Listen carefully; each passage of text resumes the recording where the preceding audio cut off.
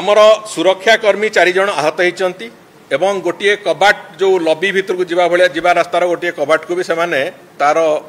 भांगापी जो प्रचेषा कर किसी परिमाण में भांगी एवं विभिन्न जो मंत्री मुख्यमंत्री कबाट को गोईठा मारी एक सुरक्षाकर्मी मानकर समस्ते देखी से बाबद भी से तार स्पष्टता दे पार देखु से बाबद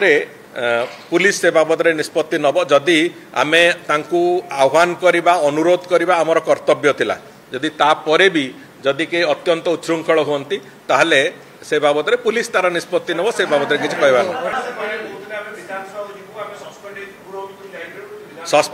सस्पेंड लोक गृह भितर को आसी पारिबे नाही जो परिस्थिति काली तैयारी करचंदी से माने एतिरे स्पष्टता अछि जे से माने को उद्देश्य रे आसीबे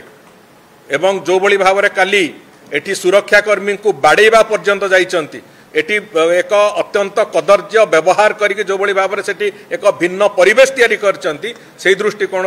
जहाँ करिचंती विधानसभा निष्पत्ति जहाँ नहीं से विधानसभा निष्पत्ति से सरकार किसी अंश विशेष नहीं किंतु मो कहया कथा जे आमे तथापि भी आशा करूचु से माने अंतत ए जो सामग्रिक प्रक्रिया भितर को आसीबे एवं विधानसभा को ठीक भाव में चलने को सुजोग देबे एवं विधानसभा अंश विशेष रही।